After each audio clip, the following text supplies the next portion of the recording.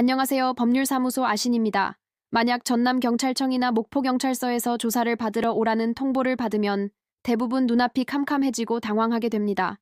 하지만 꼭 아셔야 할 게 있습니다. 경찰 수사는 이미 고소 내용과 확보된 자료를 토대로 어느 정도 방향이 잡힌 상태에서 시작된다는 사실입니다.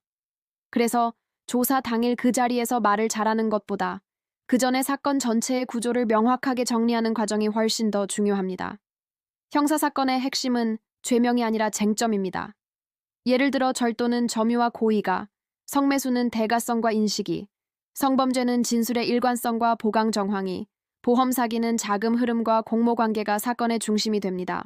정말 어처구니 없게 느껴질 수 있지만 본인은 해명한다고 생각했던 말이 수사 기록에는 오히려 불리한 정황으로 정리되는 경우가 많습니다. 그래서 저희는 사실관계, 시점, 증거를 명확히 구분해서 진술의 순서와 내용을 미리 설계합니다. 경찰 단계에서의 대응은 이후 검찰과 법원 재판까지 그대로 이어집니다. 무작정 억울함만 전부 쏟아내는 것보다 인정할 부분과 다툴 부분을 명확히 나누는 것이 우선입니다. 저희는 사건을 맡을지 여부도 감정이 아니라 증거 구조와 위험도를 기준으로 냉정하게 판단해왔습니다. 무조건 선임으로 유도하기보다 현재 단계에서 의뢰인에게 가장 필요한 준비가 무엇인지 설명하는 데 초점을 맞춥니다. 그리고 형사사건이 민사문제로 이어질 가능성이 있다면 절대 분리해서 보지 않습니다. 합의, 손해배상, 채권 추심이 동시에 진행될 수 있기 때문입니다. 소송에서 이기는 것보다 실제로 돈을 회수할 수 있는지가 더 중요합니다. 그래서 재산조사, 압류, 강제집행까지 이어질 수 있는지 처음부터 검토합니다. 판결문만 있고 집행이 되지 않으면 현실적인 해결이라고 할 수 없으니까요. 부동산 분쟁이나 전세 사기 사건은 계약 구조와 등기 관계를 함께 분석합니다. 저는 공인중개사 자격도 가지고 있어서 계약 체결 과정과 복잡한 권리 관계를 동시에 검토해 왔습니다.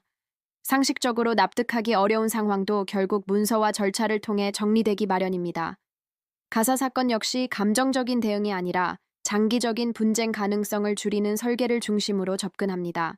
출입국 문제와 형사 절차가 얽힌 사건은 형사, 민사, 행정을 나누지 않고 하나의 큰 흐름으로 보고 상담부터 조사, 소송, 집행까지 직접 챙깁니다.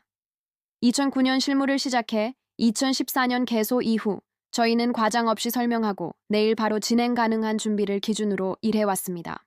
이런 판단 구조로 형사, 민사, 가사, 부동산, 행정 전반을 다루는 곳이 바로 법률사무소 아신입니다. 상담이 필요하시다면 영상 아래 설명글을 참고해주세요. 구독과 좋아요는 더 꼼꼼한 법률 콘텐츠를 만드는 데 큰 힘이 됩니다.